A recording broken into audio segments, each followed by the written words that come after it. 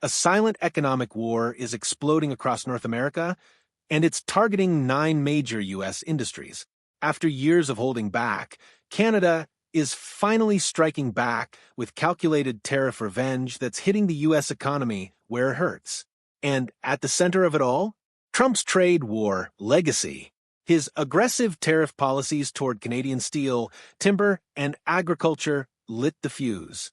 Now, Canada is retaliating not with politics, but with precision economics. New regulations, import barriers, and strategic supply chain cutoffs are quietly shaking sectors from aviation to food production. And the timing? Brutal. With inflation still biting and demand slowing, these industries may not survive until summer. This is the true cost of short-term trade war thinking. Subscribe now, because what you're about to see is a breakdown of the 9 U.S. industries on the edge of collapse before summer, thanks to Canada's calculated economic counterstrike. Number 9, U.S. dairy industry. The U.S. dairy industry just lost nearly a quarter of its Canadian market in less than 3 months.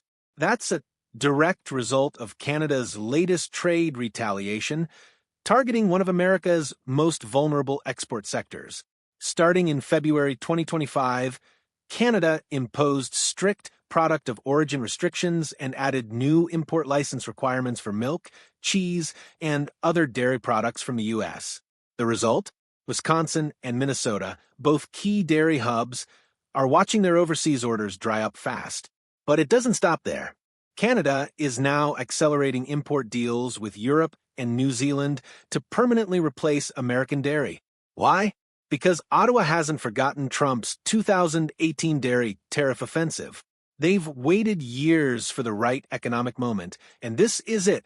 Even worse, with fewer international buyers, U.S. domestic supply is starting to overflow, which could cause milk prices to crash at home. That threatens thousands of mid-sized farms already struggling with razor-thin margins and rising feed costs. Retailers are reacting too. Loblaws and Metro, 2 of Canada's largest grocery chains, have quietly dropped several U.S. dairy brands, replacing them with EU-certified alternatives. Here's the twist. If Australia finalizes its dairy export agreement with Canada this quarter, U.S. dairy exports could collapse by another 40% by July, wiping out what little foothold America has left in Canada's high-value dairy market. This isn't a trade dispute. It's a calculated shutdown, and it's only the beginning. Number 8, U.S. timber and lumber. $3.1 billion. That's the estimated hit the U.S. timber industry took last year from Canadian countermeasures. And in 2025, it's getting worse. After years of legal wrangling and diplomatic stalling, Canada has weaponized a new tool, climate-based retaliation. Ottawa just implemented a carbon-adjusted tariff system that penalizes U.S. lumber exporters for unsustainable harvesting practices, a thinly veiled response to Trump's original 2017 tariffs on Canadian softwood.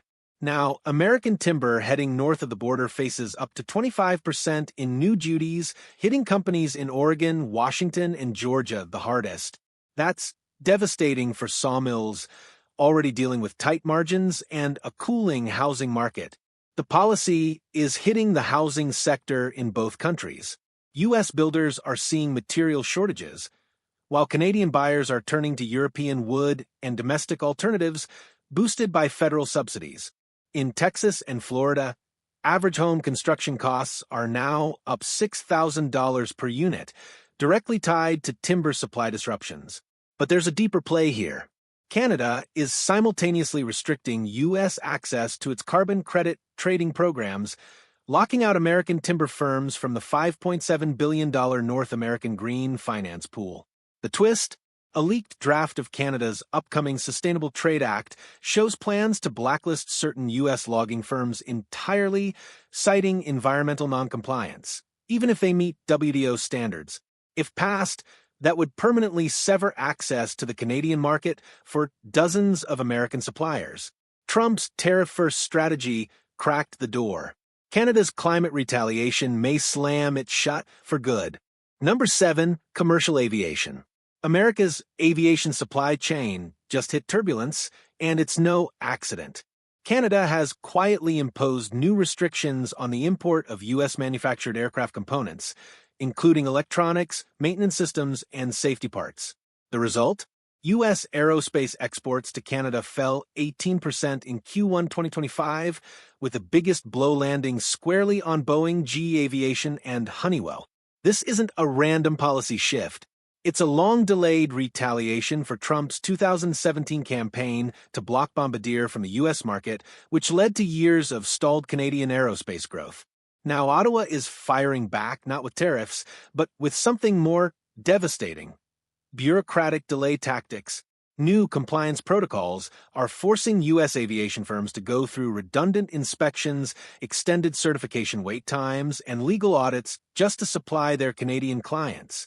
And the delays are costing millions.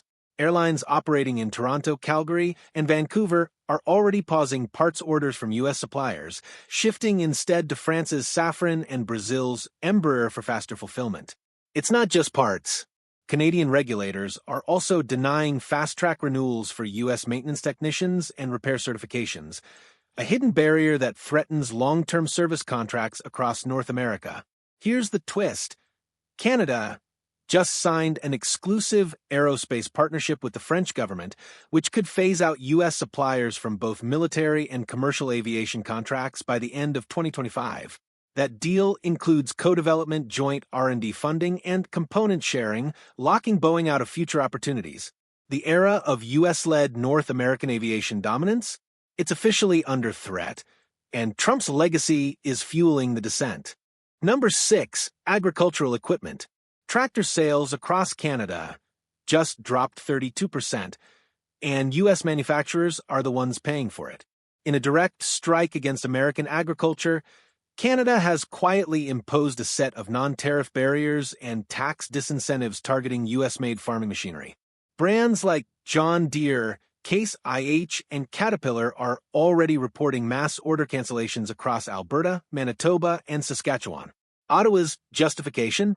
Alleged foreign subsidy distortions tied to U.S. farm equipment, a not-so-subtle reference to Washington's multi-billion-dollar Trump-era farm bill expansions, which included hidden support for U.S. machinery exports. But this isn't just a short-term slowdown. Canada is offering accelerated depreciation and tax credits for buyers of EU-manufactured equipment. That means farmers are switching fast to CLAAS, Fendt, and Kubota, freezing out American firms that once held over 70% market share in Canada's prairies. The damage is already visible. Plants in Illinois and Iowa are scaling back production shifts. Dealer networks are cutting staff. And aftermarket service contracts, a key profit source, are beginning to dry up. But here's where the twist hits. Quebec's National Assembly is advancing a Buy Canadian First bill that would outright ban provincial procurement of U.S.-made AG machinery starting this summer. If passed, it would shut U.S. manufacturers out of 35% of Canada's public farming fleet renewal programs overnight. The U.S. AG sector is now facing a scenario it never imagined, a politically motivated boycott by its closest trading partner, engineered with quiet precision. And the playbook? Once again, it traces back to trade aggression triggered under Trump. Number 5, electric vehicle supply chains. $1.2 billion in EV contracts frozen overnight. That's the scale of Canada's latest strike against the U.S., targeting one of the most critical pillars of the future economy, electric vehicles. The move? Ottawa just excluded U.S.-based EV firms and their suppliers from bidding on new, government-funded battery, charging, and motor infrastructure projects. The message is clear. Canada is retaliating for Trump's America First EV subsidies, which favored U.S. manufacturers and shut Canadian firms out of federal funding pipelines. Ottawa's new procurement rules now give preference to companies based in the EU, South Korea, and Japan, effectively boxing out Rivian, Lucid, and dozens of U.S. parts makers. This is already creating ripple effects in Michigan, Ohio, and Indiana, where firms relied heavily on cross-border supply chains. Battery producers and EV chip manufacturers are reporting stalled shipments and canceled supplier agreements. And the strategic blow is bigger. Canada controls key mineral exports like lithium, cobalt, and nickel, all essential to U.S. EV production. Now, those minerals are being redirected. In March, Canada signed a preliminary resource-sharing deal with South Korea. If finalized, it would reroute nearly 45% of Canada's lithium supply away from the U.S., just as U.S. EV production hits full throttle. Twist incoming. Canada is in talks with Japan to create a Lithium for Tech alliance, which would formalize a long-term block on U.S. access to key battery minerals. If signed in Q2, it would cripple the Biden administration's EV ambitions and leave Trump's trade legacy as the trigger for America's next supply chain crisis. Number 4, U.S. processed foods. Frozen pizzas, cereals, sauces, all under siege. In a move that blindsided U.S. food exporters, Canada has reclassified dozens of American-made processed foods as high-risk imports, triggering new inspection delays, warning labels, and shelf space restrictions. While Ottawa claims it's about public health, trade officials know the truth: it's retaliation. These new rules are aimed squarely at mid-tier U.S. food processors, especially those relying on subsidized corn, wheat, and soy, legacies of Trump's expansive agricultural policies. Brands like General Mills, Campbell's, and Kraft Heinz are suddenly seeing their products pulled from major Canadian chains like Loblaws and Sobeys. It's more than just lost shelf space. With exports stuck at border checkpoints, spoilage costs are rising, and Canadian retailers are shifting fast to EU, UK, and domestic alternatives. Add to that Canada's aggressive rollout of green food labeling, which punishes firms for carbon-heavy production, and U.S. processed food is getting squeezed from both ends. The hit to U.S. revenue? Over $450 million lost in Q1 2025 alone. Small manufacturers in Ohio, Missouri, and Pennsylvania are already warning of facility closures and layoffs if conditions persist through summer. Here's the twist. Canada's Parliament is fast-tracking a Sustainability Certification Act, which could ban non-compliant U.S. food brands from Canadian markets entirely by July. If that passes, the U.S. food export machine, once seen as unstoppable, may find itself permanently locked out of one of its largest and most reliable trading partners. And it all started with a tariff war nobody thought would escalate this far. Number 3, digital services and streaming. Streaming profits from Canada have dropped 29% year over year, and the bleeding hasn't stopped. Netflix, Amazon, and dozens of US-based tech platforms are under siege from Canada's new Digital Sovereignty Act, a sweeping regulatory overhaul aimed at foreign content providers. The law mandates Canadian content quotas, algorithm transparency, and localized data storage, a trifecta designed to slow down US digital dominance. The trigger? Trump's abrupt withdrawal from international talks on global digital taxes during his administration, which left Canada politically free to go solo. Now, U.S. firms are being forced to pay new content levies, hand over proprietary data to Canadian regulators, and comply with rules that don't apply to domestic competitors. Canadian platforms like Crave and CBC Gem are seeing a surge in market share as American services get pushed down in search rankings and recommendations. Advertising revenue is taking a massive hit. Meta and Google's ad platforms are under additional scrutiny for content control, with new taxes and fines proposed for failing to promote Canadian digital culture. The cost of compliance? An estimated $420 million per year for the top 10 U.S. digital firms operating in Canada. Some are already pulling back. Netflix has paused original Canadian productions for 2025, and Amazon is reviewing content licensing deals. The twist? If Canada enforces mandatory data localization this summer, U.S. cloud giants like AWS and Google Cloud could be forced to build redundant data infrastructure or exit the market entirely, a move that would fracture the North American tech ecosystem and trigger copycat laws across Europe. Trump lit the match. Canada just started the fire. Number 2, auto manufacturing. U.S. auto part exports to Canada are down 30%, and the fallout is accelerating. In a bold escalation, Canada imposed new steel origin tracing mandates and increased tariffs on U.S.-made automotive components by up to 22%. These measures directly target manufacturers like Ford, General Motors, and Stellantis, whose supply chains depend heavily on cross-border integration. This is not a new feud. It's a delayed counterstrike for Trump's 2019 aluminum tariffs, which Canada had long vowed to answer. Now, they've chosen their moment. The timing couldn't be worse, with EV production surging and parts shortages still straining North American factories. Ontario's assembly plants, once reliant on seamless U.S. imports, are now pausing orders, seeking parts from Germany, South Korea, and Japan. U.S. suppliers across Michigan, Indiana, and Kentucky are losing long-term contracts and downsizing operations. The impact is deep and structural. Detroit-based manufacturers are warning that the new cost burden could reduce vehicle output by 18% in Q2 alone, while forcing renegotiation of supplier deals across the board.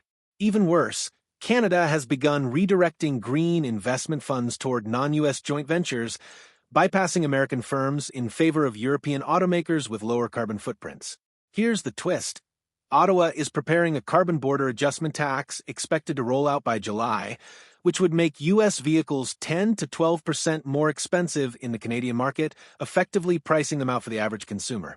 Trump's trade-first strategy aimed to bring auto jobs home.